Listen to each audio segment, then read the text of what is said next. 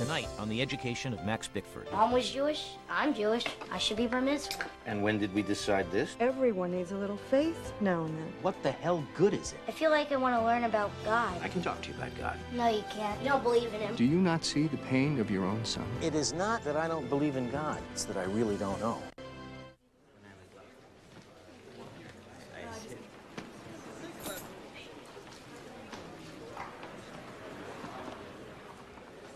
Hey, Max. Hey, Gene, how's it going? Not bad. Kids are driving me crazy, but nothing new there. How are you doing? Ah, same old. Hello. Welcome to Tuesday's regular AA meeting. You seen Garvis?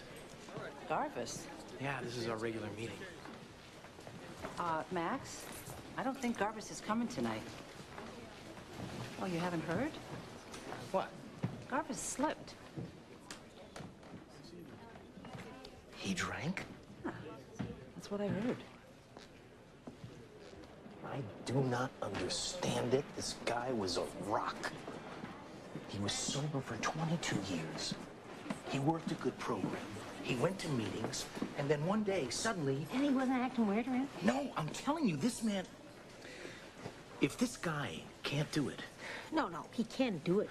Max, he did it for 22 years. And then he drank. I haven't been able to get him on the phone. He hasn't been to work in a week. I tell you, I'm so worried about him.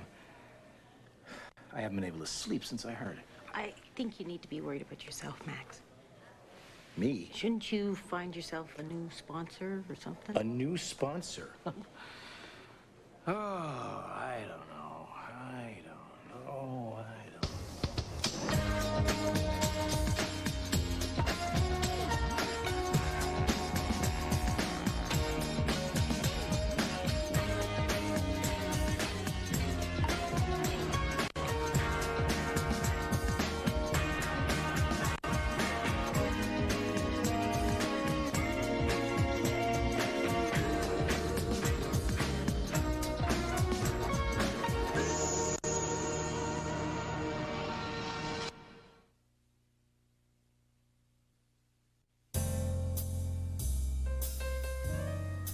Lately, Skylar had found himself wondering what had happened to Pete Best, the original drummer for the Beatles. One day, things were looking pretty darn promising for the lad, and the next day, he was just some guy who almost was somebody. How does a person like that start over again?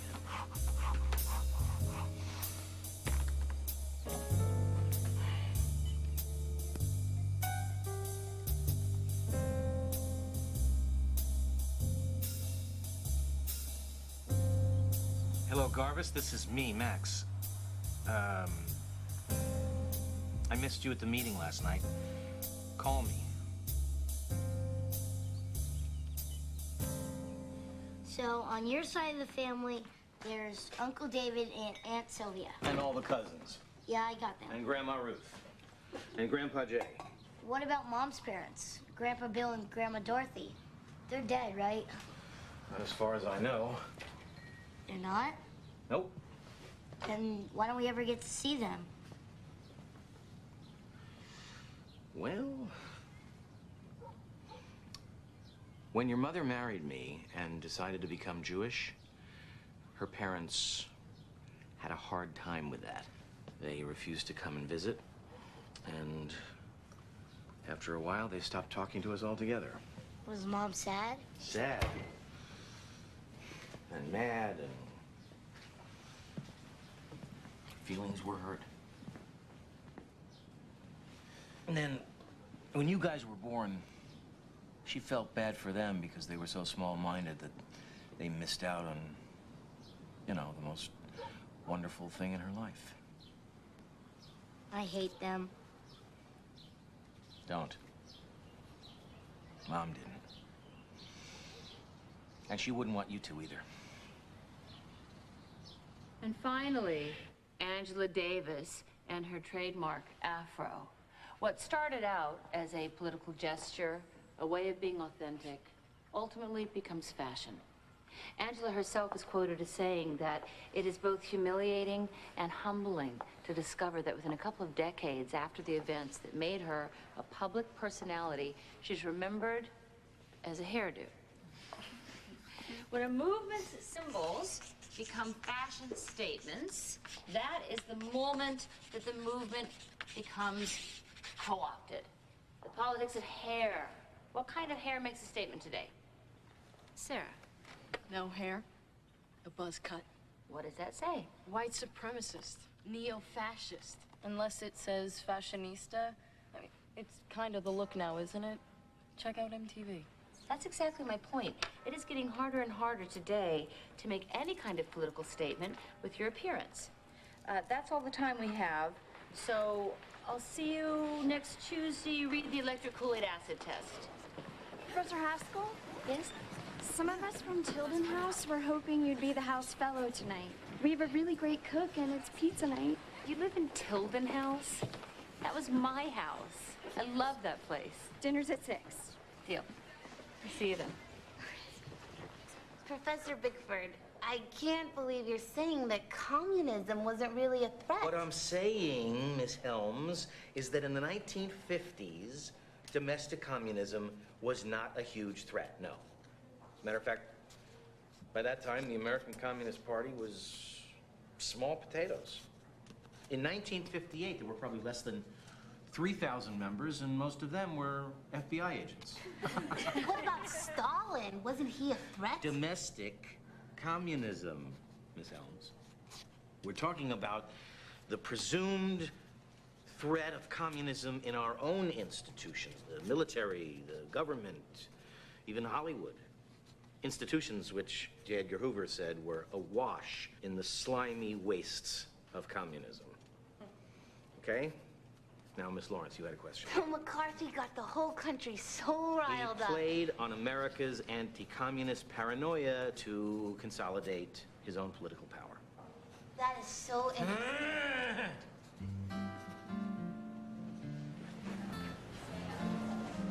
Dr. Bickford? Dr. Bickford! Great class today. I got a lot out of it. Thank you, Miss Helms. Thank you. Bye. Bye. When the trustees hired our firm, we just finished consulting for a small women's college in California. They're facing the same uphill battle you are. I'm not sure that you can compare us. Chadwick is an elite institution with a highly academic student body. Even so, the reality is it's becoming less and less feasible for a women's college to sustain itself. I think that Chadwick is still financially viable, Miss Ackerley. The trustees' focus on the financial bottom line misses the point. By trying to force us to go co-ed. Would you excuse me for a moment? I think you'll come around. Go, honey. What a nice surprise. What are you doing here? Had to get out of the house. Thought I'd take you to lunch. Oh, damn. Can't go. I've got the consultants here on the co-ed thing, and then we've got to meet with the trustees for lunch. How about an early dinner? No, I'm meeting the guys for some hoops. No big deal. It is to me. I'd rather go to lunch with you anytime, you know that. I know. Gentlemen. Hello, Max.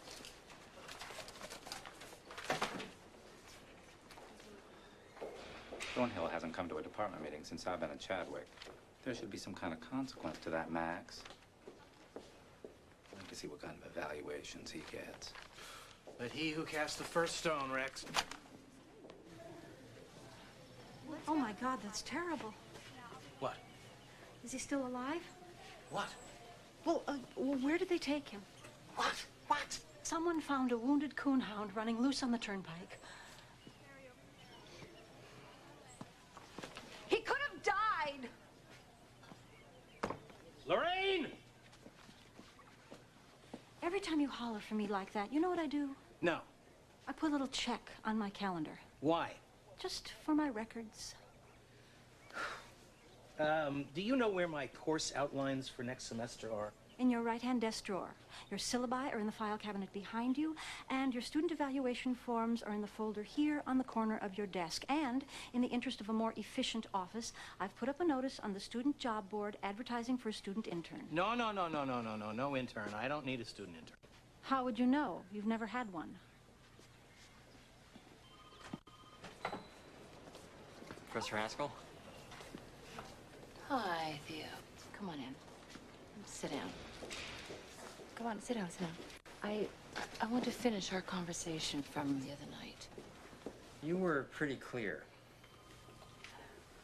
I've been thinking a lot about it. So have I. Yeah. Yes. And, well, what I don't get, and I do want to discuss, is how we got to this point. I mean, I've taken hundreds of students out for beer and pizza, and no one has ever taken that as an invitation to have an intimate relationship with me until now. Again, I'm sorry. I don't know what else to say. I obviously misunderstood. Yes, you did. And all things considered, I'm sorry, but I can't be your senior thesis advisor. It's pretty clear. Why is that? Why? Theo. Look, Professor, my attraction to you had nothing to do with asking you to be my thesis advisor. You're a great teacher. I'm hoping this thesis will get me into Harvard grad. You taught there. You understand cultural movements. It makes sense. But if it's going to make you feel weird... No, I don't feel weird. I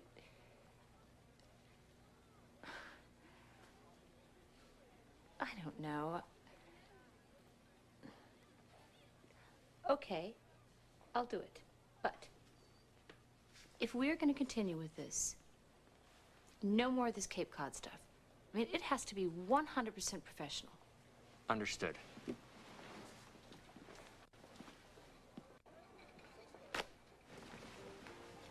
Dad, Yeah. What's this? a schedule for Hebrew school at Temple Beth Shalom. I want to be bar mitzvah, and I don't have much time. And when did we decide this? Today, a couple of my friends go to Temple Beth Shalom. I checked it out this afternoon. It's okay, but you're gonna have to join the temple. Whoa, hold it. Don't I get a chance to discuss this? Why? Mom was Jewish, I'm Jewish. I should be bar mitzvah. Well, you don't have to be bar mitzvah in order to be Jewish. A lot of people aren't. I know, but Mom would have wanted me to, and it was important to her. Plus, I feel like I want to learn about God. Oh.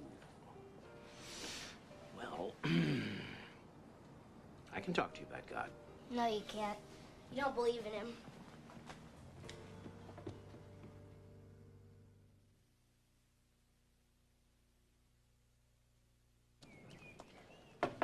Yeah, There's a Miss Helms here to see you. I'm busy. She said it'll just take a minute. I don't have a minute. Hi, Dr. V. Hey, okay, I know this is kind of unorthodox, but I was so inspired by your class that I wrote you a poem. Poem? Well, thank you. Thank you, Miss Helms. Just show it to Lorraine. Oh, actually, it would be better if I performed it for you. That's what I do. Slam poetry, you gotta kind of hear it. Right now? Oh, sure. A wigga, wigga, wigga, wigga, Dr. Bickford. He's the bomb. He teaches us about Vietnam, Cold War culture, and fireside chats. Dr. Bickford is where it's at. A-bombs, H-bombs, debates on TV. He teaches us to think more critically. The Woodstock Nation, the Missile Gap. Dr. Bickford is off the map. A wigga, wigga, wigga. Wigga, wigga, wigga. Well, that's... Thank you, Miss Helms. That was wonderful. You are very talented. Wasn't that wonderful, Professor? Mm-hmm. Oh, that copy's for you. You can keep that. I've already self-published one book of my poetry. Your poem's for my next one. Well, I'm very flattered. Well, there's more where that came from. Sometimes I just can't stop writing. Just writing poetry all day and all night. I guess it's because I have so much to say. You certainly do. Well, thank you very much, Miss Helms. No problem. Okay.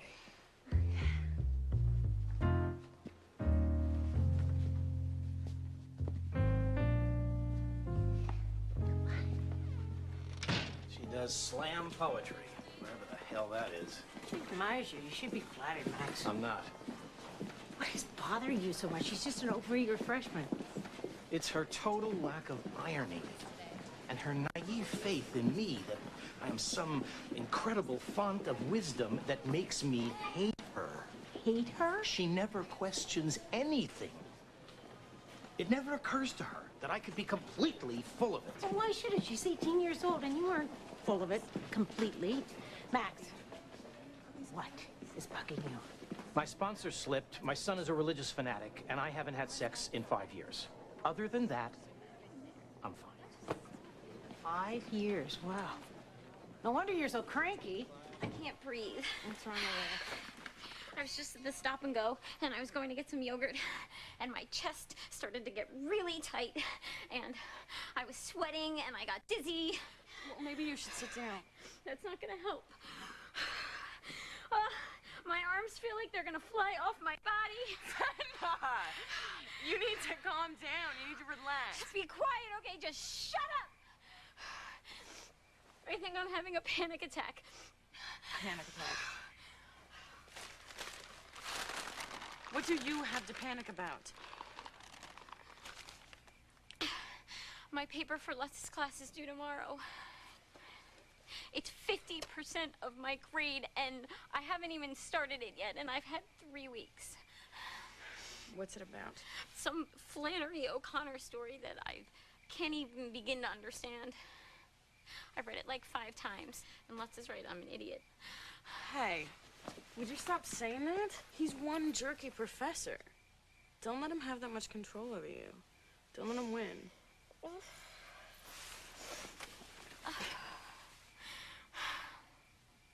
What am I gonna do? You're gonna stay up all night and you're gonna write your damn paper. How? I'm gonna help you.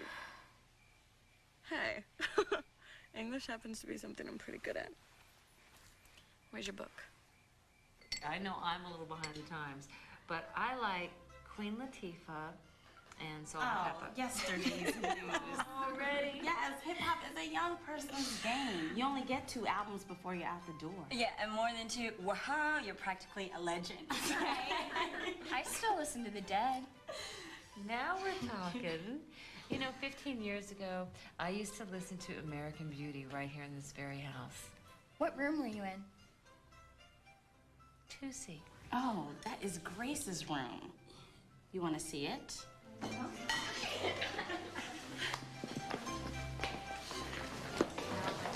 So the trustees go off half-cocked, hire this consulting firm, so I have to explain to these MBAs why financial stability can't be the only factor in this whole thing. So how was your day? Fine. What did you do? Wrote the usual. Did you talk to anyone? Nope. Did you figure out that plot point that was holding you up last week? Yeah, I think I've broken the back of it. Oh, great. I'd love to read it. When you're ready. Judith, I don't know. You let me read Hard Rain. That was different. How's it different?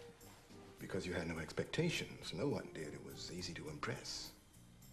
Gil, honey, you're a gifted writer. You don't have to prove anything to me. I just want to be a part of it. You spend all day writing, and I really don't know what you're doing. I just want to feel connected to it. To you. I'm your wife, your partner. Okay. Really? Yeah, I've been out the first few chapters for you tonight. Did you have guys in the room? It wasn't the Dark Ages. I mean, we had guys practically living here. We called them houseboys. Oh, yeah, because we still call them that. Toby Cotton's boyfriend has been living here for 3 years. I'm surprised they don't charge him rent.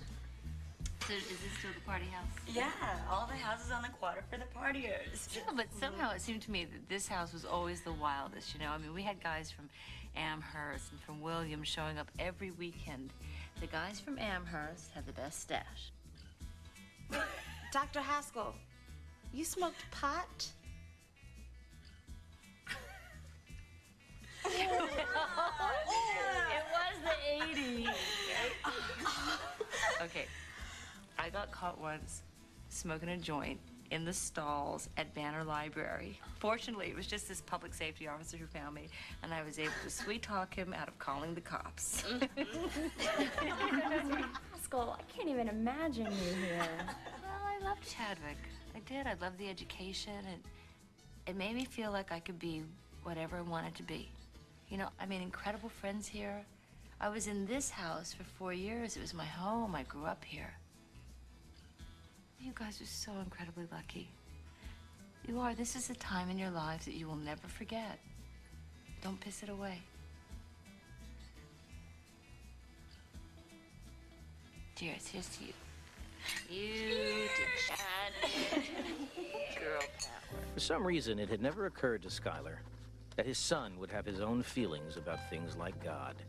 Skylar himself had managed to avoid thinking about God for quite some time now. He preferred it that way. God was a mystery. If there ever was a God out there, he or she had never given him solace. The concept raised more questions than it answered. That's not to say it hadn't nagged him on occasion. Hello? Who is this? Yeah. Yeah, no, I can hear you. Where are you?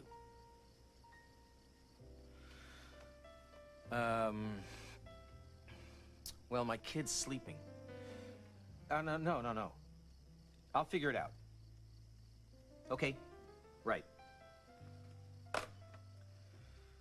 Damn. It's just bad luck. It's stupid, bad luck.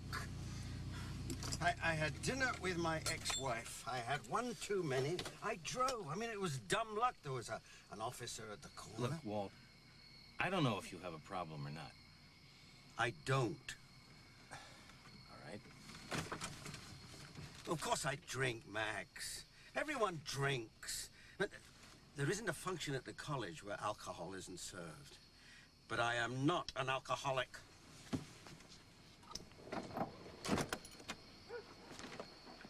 Then why'd you call me? Because I knew you'd be discreet. Because I knew you'd understand about this sort of thing. I do understand. You're in a jam, Walt. And I know what it's like. I struggle with this every day. There was a year when I drank so much, I don't remember what my kids were like. I lost an entire year of their lives, not just mine. And I'll never get it back. Well, we all have regrets, Max. It's part of life. My wife was killed by a drunk driver. I regret that. Very much.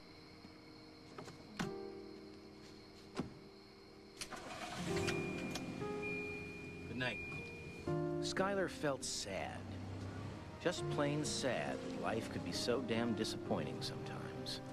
And beneath that sorrow, he was beginning to sense another feeling. An old familiar one sneaking up on him. Fear.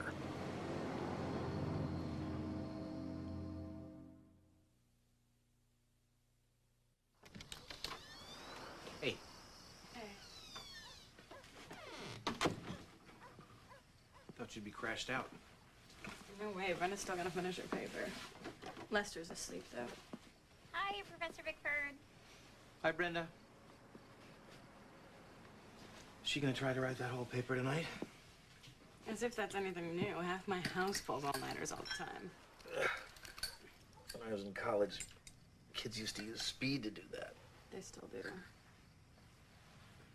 No, Dad. We haven't had that conversation since you were in high school. Look, I did a lot of pot when I was 14, and then I don't know, got sick of it. A lot is like, how much? I don't know, but it's over now, so you can skip the whole anti-drug lecture. You're the one with the problem with that, not me.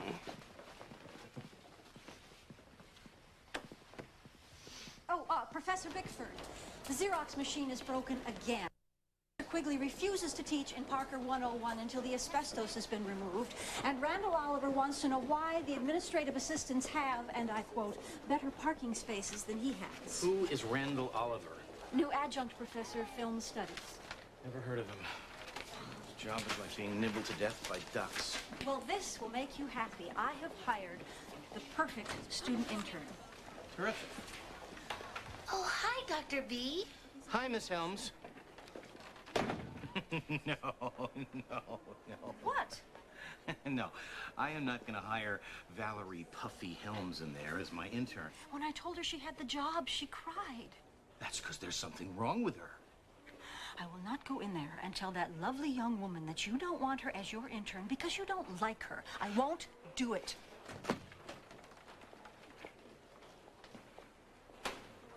But I don't get it. Why would anyone living in America join the Communist Party? Well, you have to understand the context.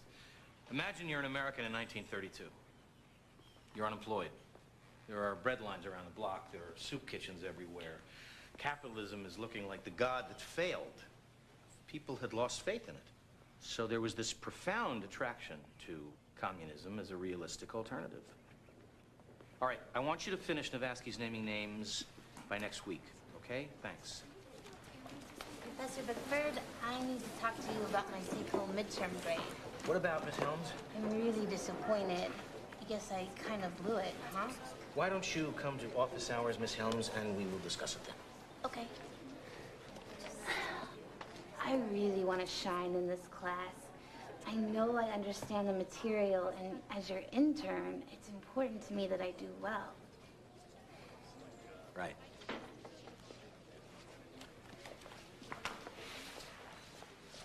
I'm so glad you like my paper.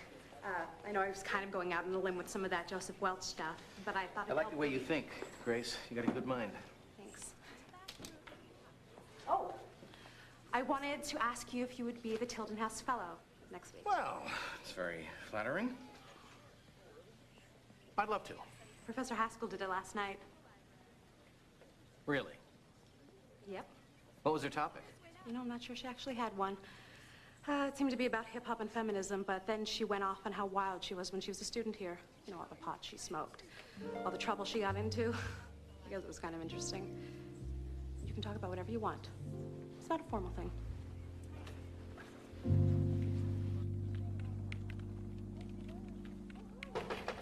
It's open. I just heard something pretty disconcerting. Oh, really? What would that be? You entertained some students last night with tales of your college exploits? Well, yes. Actually, only some tales of my college exploits. Did that make you nervous, Dr. Bickford? It's inappropriate and irresponsible to use stories of your past drug use to connect to your students. It's cheap. And it's beneath you as a professor. And it's none of your damn business what I talk to my students about in my free time. Yes, it is. You represent this department, whether you're in class or playing Oprah Winfrey in the residence halls. They're people, Max. If I want to interact with them as such, that's my business. It works for me. It's a mistake. These are young people with no clear sense of boundaries, and it's up to us as adults to draw those lines for them. It's dangerous ground, Andrea. You have to be more thoughtful about it. Right. Or someone might get hurt. You were singing a different tune 15 years ago. Well, maybe I've learned something since then. Thanks for stopping by.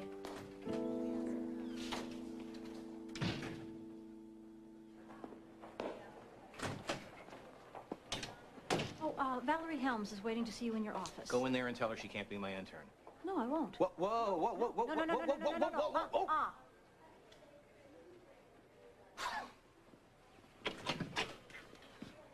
Hi, Dr. B.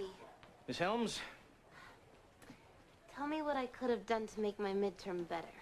Well, you could have answered the questions I asked. But I did. No, you didn't. I asked you a specific question about blacklisting, and you gave me the life of Joe McCarthy. Well, I mean, they're related, aren't they? Yeah. Yeah, they're related. Are you sure you're interested in American studies, Miss Helms? I love American studies. And this whole experience with you in the midterm has been good for me because everything like this helps me grow as a person. I'm going somewhere, you know, I really am. I'm going to be somebody. and you're going to help me. I think you have something more to teach me, Dr. B. Something more than just school. Something about life. Okay. You want to know the first thing I'm going to teach you? What? Stop talking. Listen more. Have an original thought now and then. Don't look to all your professors for the answers. And for God's sake, stop calling me Dr. B. My name is Bickford. Use it. Okay. I hear you. I can handle that. I'll see you in class.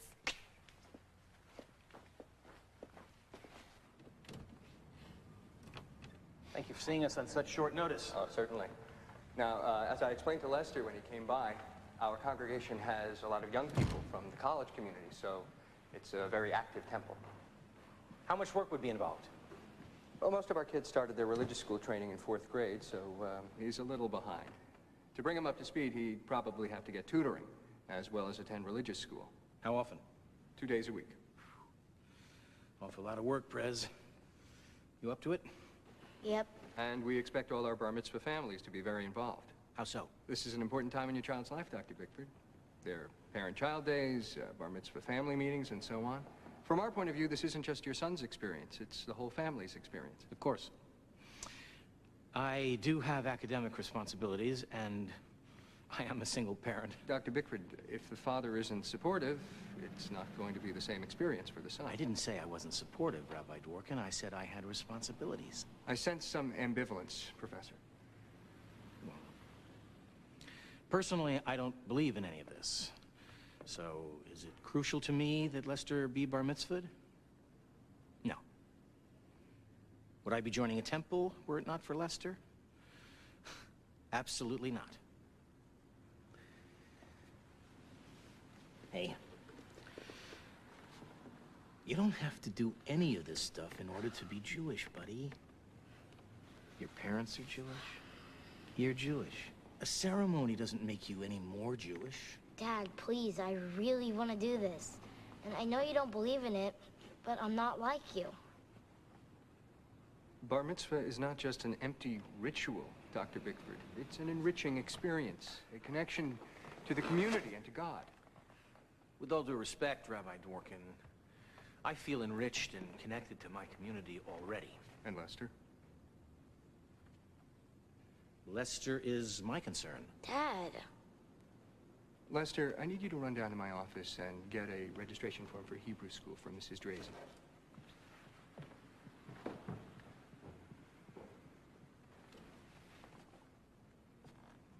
Lester is looking for some kind of faith.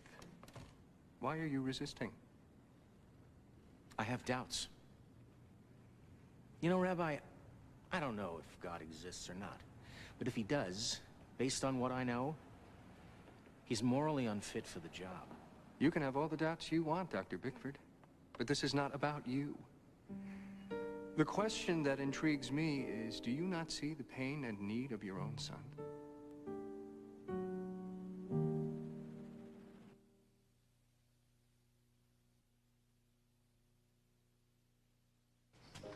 So I'd been to about 6 meetings, and I was totally convinced the whole thing was a load of crap.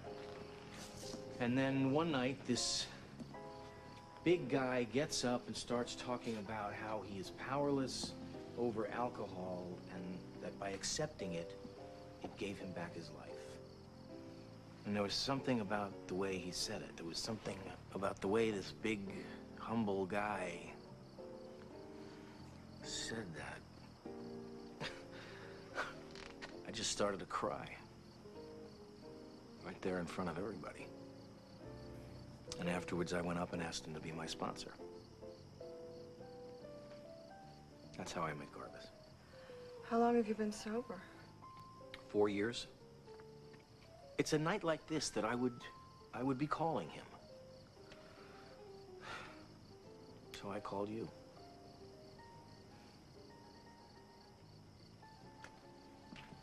He loaned me his God. He loaned you his God? Yeah, he did. I had a lot of trouble believing in something I had no objective proof of. And so he said that he would loan me his God.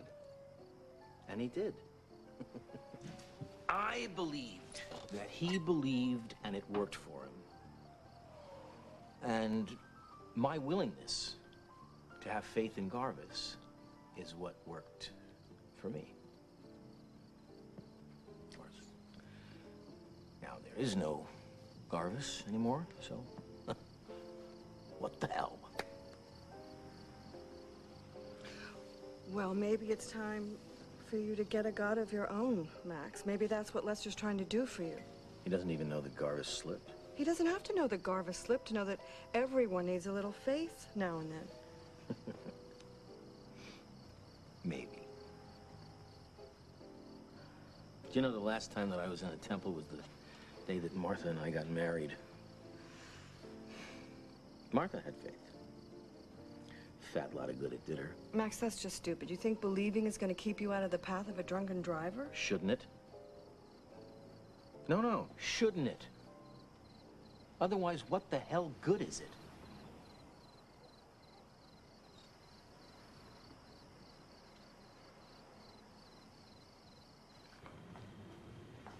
Hey there. Oh, Sorry. I didn't know you're up. Didn't hear you come in. You sneaking around now? Thought you'd be asleep. Working. Finished another chapter. By your knee. Long day. Trustee's dinner, I told you. Right. So you probably didn't have time to read my... No, I did. Careful. So? A mother driven to kill all of her children. Challenging subject. Yeah, well, figured I had to follow hard rain with something more, I don't know, risky. Well, you did. And writing a novel from the point of view of a 35-year-old white woman took guts. I'm proud of you. I'm wiped out. Coming up? So, does it work? Yeah, I think it does. In the beginning, I had a hard time following the flashback Then stuff. maybe it doesn't work. But once I got to know the characters, I was really intrigued. So what you're saying is, you don't like the beginning? No, I'm saying I found the flashbacks confusing. But that's just me. You know how literal I am. I guess. Do you think Grandma Dorothy and Grandpa Bill stopped talking to Mom because she was Jewish? Or were there other problems, too? I don't know. Maybe there were other problems. Yeah. Sometimes kids and parents just have problems. It's your first Hebrew class on Sunday. I thought I'd take you. Are you sure? I could probably get a ride with Ben. No, I want to take you. If you're going to do this thing, I want to be a part of it. Thanks, Dad. And it is not that I don't believe in God. It's that I really don't know. But I'm willing to be surprised. So Nixon took all that heat for using profanity on those tapes. Yeah, the conspiracy to hush the burglary notwithstanding. Right, of course. But I'm saying LBJ's taped phone calls make Tricky Dick sound like a choir boy. Yeah, and? And I don't know. I mean, Kennedy's women, Clinton's intern. It's like the whole private versus public person issue. Does behavior behind closed doors really affect job performance? Yes, it does, if the closed doors belong to the people. So we're not judging actions as much as what? Choice of location? Oh, well, it is relevant. You ever hear of the public trust? Yeah, but what constitutes the public trust? I mean, what's public and what's private? It's a good question, and it is one that we will consider, but not tonight. Oh, I am toast. This is way past my bedtime. But that was a good session, though. Smoke? No. Right. Public trust. That was really stupid, wasn't it? I don't know, for some idiotic reason, I thought you might think that was cool. I actually don't get high that often, I swear. I don't care what you do in your private life, okay? Why don't we call it a night? Or just... Andrea, you're the most amazing woman I've ever met. I think this senior thesis is a really big mistake. I'm in love with you. I'm sorry, Theo. You need to get yourself another advisor. Look, I know you have feelings for me. Oh, I don't! I think you're very intelligent, and I think you're a very nice person, but I am your professor, and this is completely inappropriate.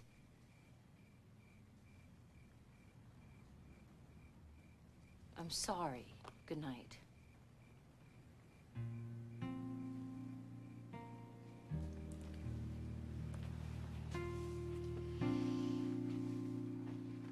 Good morning, Lorraine.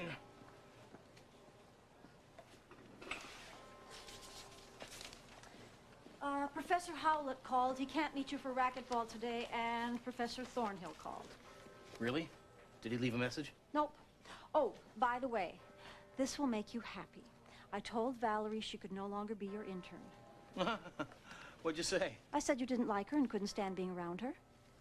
Why did you say that? Because it's the truth. I won't lie for you. Well, you don't have to lie, but you could certainly use a little tact. I couldn't think of a tactful way to say it. What is the matter with you? What is the matter with you?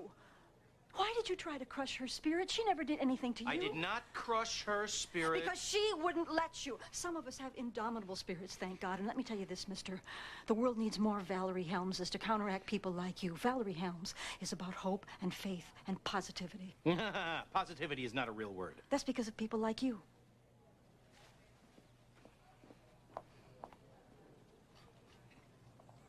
All right. All right. You can tell her she can be my intern. I won't have to. Why not? Because I haven't actually told her that she wouldn't be your intern. What? You didn't fire her? You lied to me? I just wanted you to think about it. What do you know? There's actually a human being in there somewhere. Lorraine, you're fired. No, I'm not.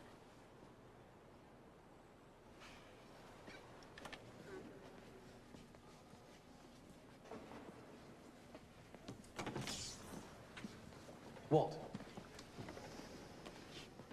Are you okay?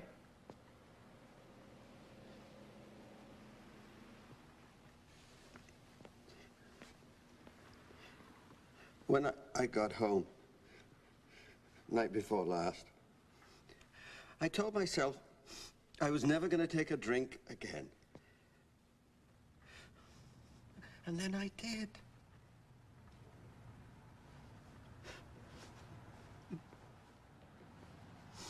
I'm not doing too well, Max.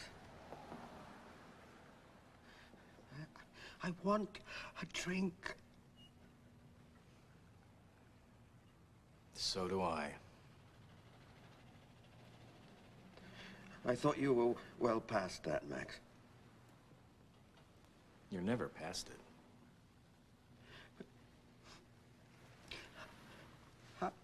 How does one end up here, in this place, this awful place? I don't know.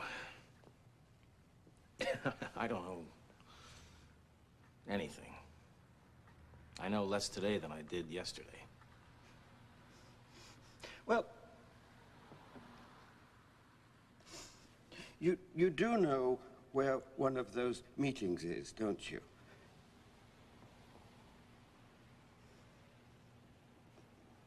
Do you think you could take me with you? Absolutely.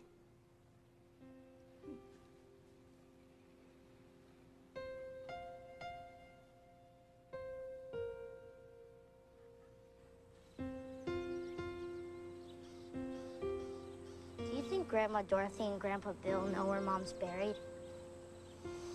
No, I don't. That's really sad. What do you think they'd do if I invited them to my bar mitzvah? You think they'd come? We'll see.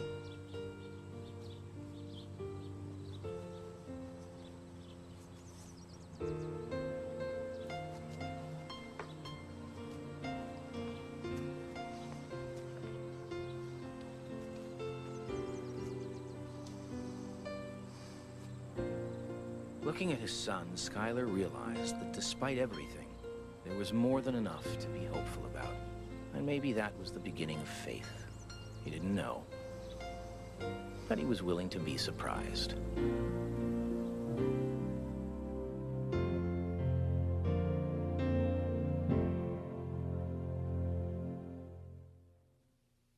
Stay tuned for scenes from our next episode.